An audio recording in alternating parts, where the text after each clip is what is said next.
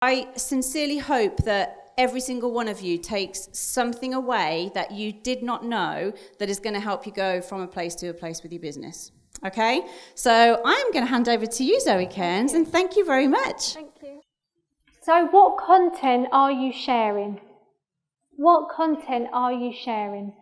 We've got a content strategy template that you'll receive this, so don't worry about trying to type it down or write it down. I know it's probably quite small from where you are.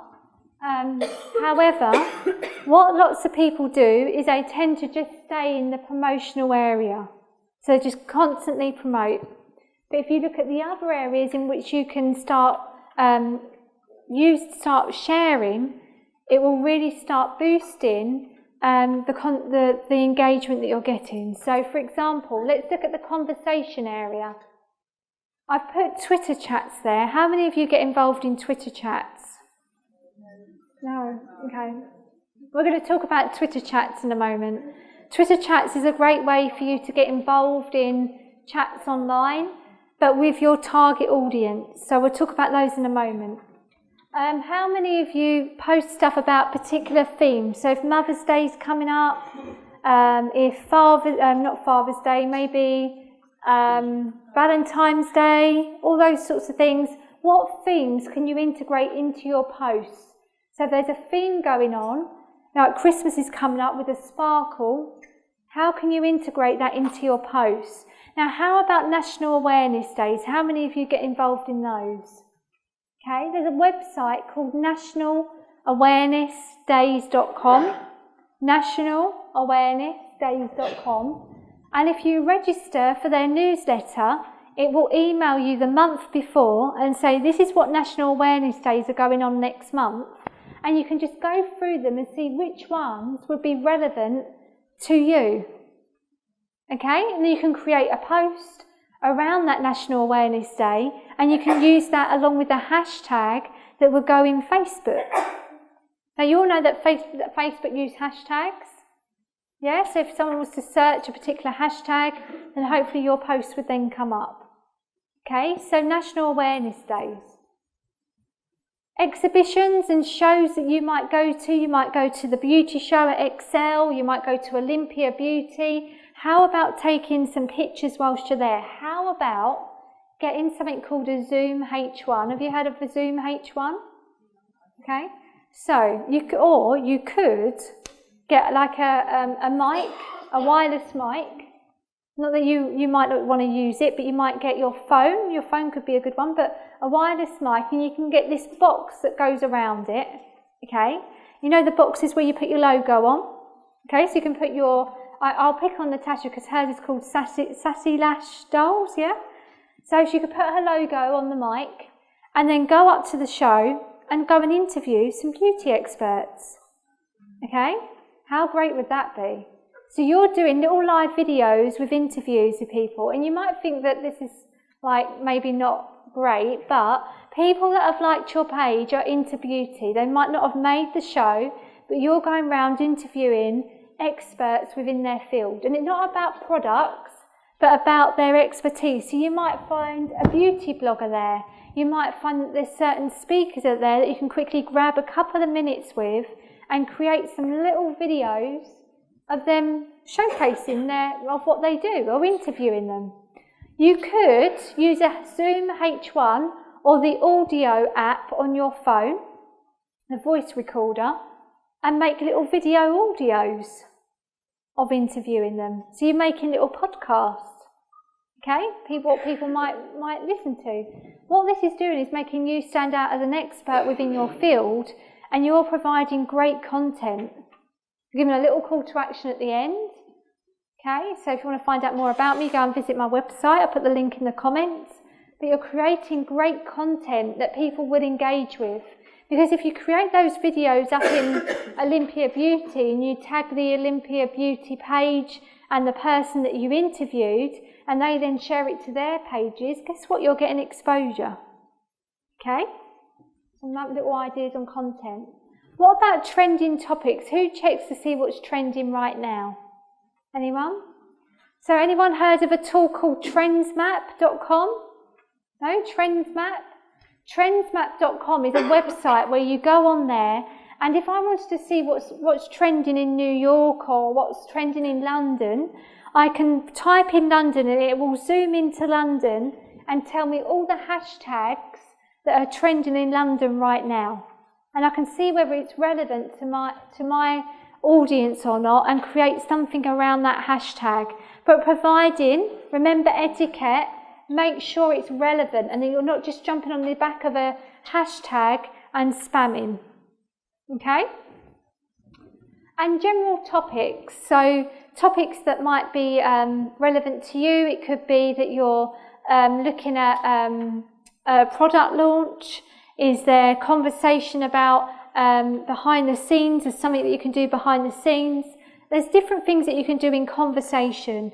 Conversation is where you're communicating. So it could be, like I mentioned earlier, you do a post out that says, if you was to go onto a deserted island, what makeup item would you take? And you get people engaging like that. That really does get a lot of engagement. Okay? Then we go on to articles. Sharing articles about, someone said about beauty hacks. Share articles about tips on beauty. Now, we spend a lot of time sharing third-party links. How many of you send people to a website that's not your own about beauty information? Anyone? No one? Yeah? If you see an article, you might send it to a particular magazine, etc. But how can you then get people back to your website? Because if you send them away from your Facebook page, they might not come back.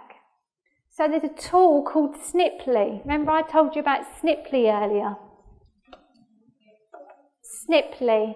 And it's, I'll share the link with you. It's SNIP. So it's snip.ly. Sniply. Now what Sniply does, we share a lot of articles that are not on our website. So we might find a news article on the BBC. And we say, great article about social media, check the article out, here's the link. And we send them away to BBC, but they might not come back. Okay, so what we do, if I found an article, so let me just go to Google and I type in social media and I want to find out the latest, or I'll type in beauty. Let me do that. I type in beauty and I click on news and I want to find the latest news about beauty now. So what's this got? One called Sally Hughes, or just trying to find a good one here. One that's not promoting your competitors. So if I just go my life in makeup, the beauty products I'll never ever throw away, providing, make sure you go through and it's not a competitor, promoting competitor products. But if you were to share this, people would then click on the link and go to that website and might never come back. So what you want to do is you want to try and get them back to maybe your shop or your latest product launch, etc. So what I can do is take that link up in the URL, up in the website bar. I could take this link up here and copy it. So I copy the link and then I go back to Sniply and I say, right, okay Sniply, I want you to put my web link in there and create a snip. So it shortens the link, but what I want it to do is I want it to take people back to my website after they've read that article. So I'm going to take them back to my latest blog post. I could promote something on there, but I'm going to promote my latest blog post. So I'm going to say, make my snip. I copy that link.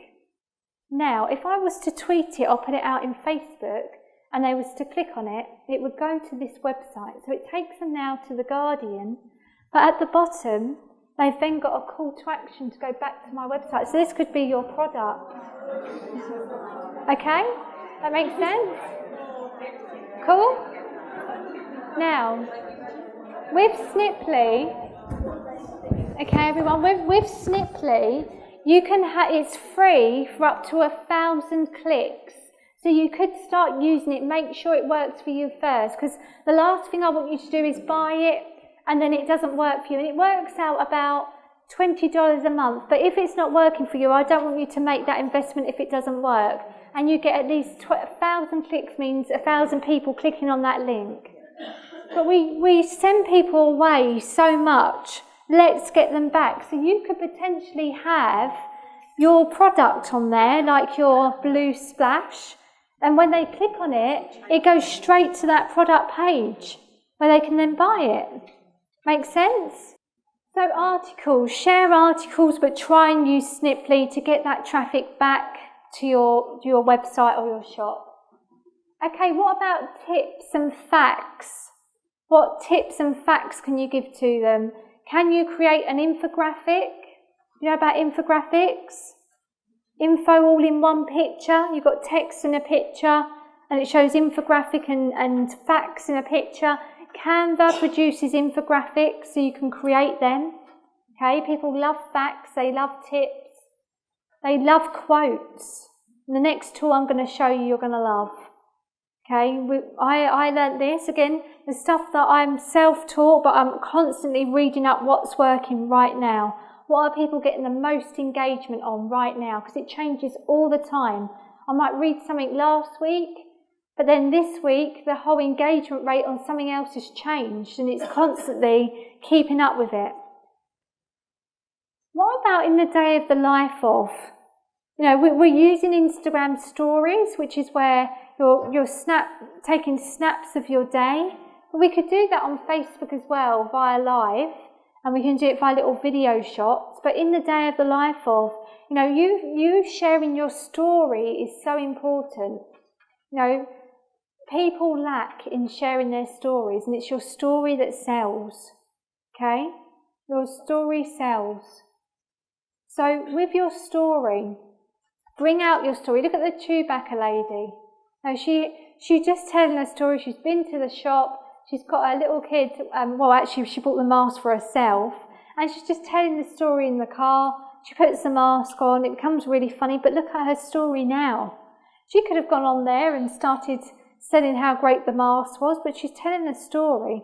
And there's various stories out there. There's another one, and the story just makes me cry every time I watch it. It's by Google in India, and they share, there's no subtitles, you can tell by the story. It's very emotional, and it grabs you in. It tells the story of, there used to be these two guys, they used to go in a sweet shop and muck about, and the guy used to throw them the sweets, and then these two young lads, they grew apart, and they went and had different lives in different countries. And the story tells about how one of the guys is telling his son, the other guy's telling his daughter, and the daughter and the son both use Google to get the people back together again. And then they come together at the end. It's quite emotional. It's a great story.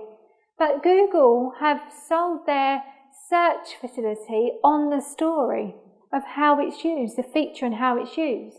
So how could you use your story to sell your product? What effect has Unique had on your life that could actually really touch the hearts of other ladies and guys that might actually want to get involved in your team? How can you tell your story? So how can you get that across? You can get it across in pictures, you can get it across in videos. It could be videos that don't even say any words. You know, some people think that they've got to hire in, and I'm not putting you guys, Tailwind Media, you know, I'm not putting you out of jobs here, by the way. We've got some great cameras, okay? We've got our iPhone 6 and we've got our iPhone 7, we've got Androids, we've got some great cameras. There's a time as to when we hire in professional video guys, like there are today. And there's times at which we can capture stuff on our mobile. So when I first started out and I was on a budget, I was like, I really need to get my story together. And I would say to Gareth, right, as I'm going down the escalator, and it really is like this, as I'm going down the escalator, will you just capture a bit of footage? And I'd capture it. As I'm, walking, will you capture this bit of footage? And he would capture it. And then what I used was a tool called iMovie. Now, if you've heard of iMovie, yeah? It's on my phone. The equivalent on an Android is Movie Player, Movie Maker, Windows Movie Maker. But what I do with iMovie is I take little video clips and I just hold the phone and go like that, or I scan it up, or I take, Gareth does a little video of me at a certain angle. I do one of me talking. But what iMovie does, it allows you to pin all your little video clips together and create great little videos. It's really good. So, say for example, you're doing a party and you're testing some makeup out on someone, get someone to just scan across that video, and then what you can do is you can then do a little bit of audio and do a voiceover. So you might not want to actually be speaking to a camera, you can do some voiceover as to what you do. But these little videos have a lot of weight and people will get more emotionally involved in that video because they can see what you're doing, you're sharing your story, but again, they're great for the algorithm as well. Make sense?